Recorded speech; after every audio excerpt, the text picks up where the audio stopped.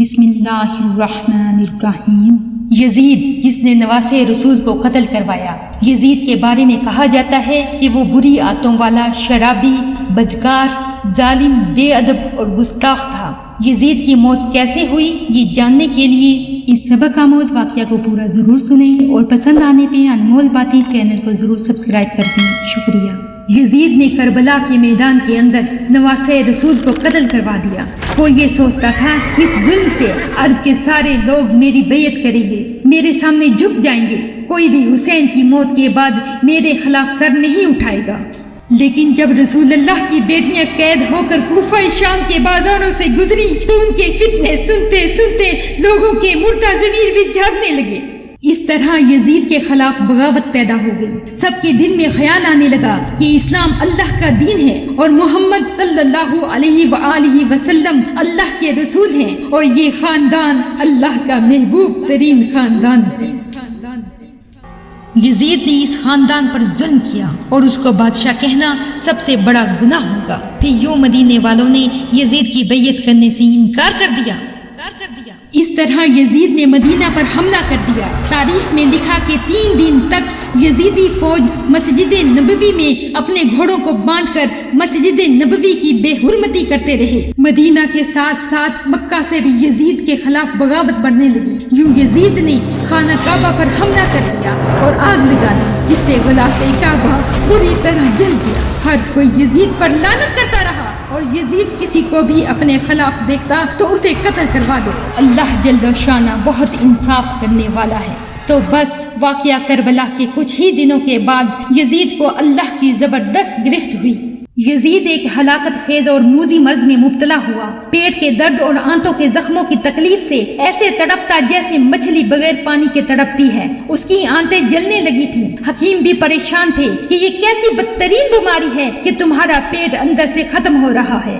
یزید کو اتنی پیاس لگتی کہ وہ پانی کے لیے ترستا تھا، اور جب پانی پیتا تھا تو پانی پینے سے اس کے پیٹ میں اور جلن ہوتی اور تکلیف ہوتی۔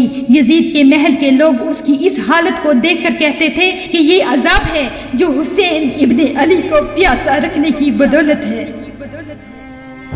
جب یزید کو اپنی موت کا یقین ہونے لگا تو اس نے اپنے بیٹے معاویہ بن یزید کو بلایا اور امور سلطنت کے بارے میں بات کی، اور بے ساختہ بیٹے کے منہ سے چیخ نکلی اور نہایت ذلت اور حقارت کے ساتھ باپ کو کہنے لگا کہ جس تاج و تخت پر نواسے رسول اور ان کے خاندان کا قتل اور خون کے دھبے ہیں، میں اسے ہرگز قبول نہیں کر سکتا۔ خدا اس منحوس سلطنت کی وراثت سے ہمیشہ مجھے محروم رکھے جس کی بنیادیں نواسے رسول کے خون پر رکھی گئی ہیں۔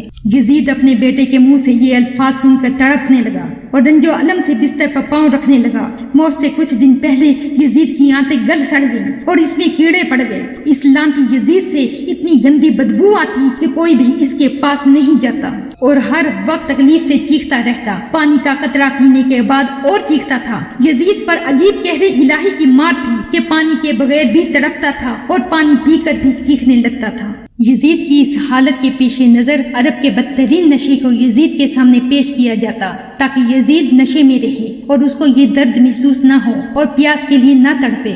ایک دن یزید ایسے ہی نشے کی حالت میں کہنے لگا، میرا وہ بندر کہاں ہے جو میرے ساتھ رہتا ہے؟ لوگوں نے کہا شاید جنگل کی طرف نکلا ہو۔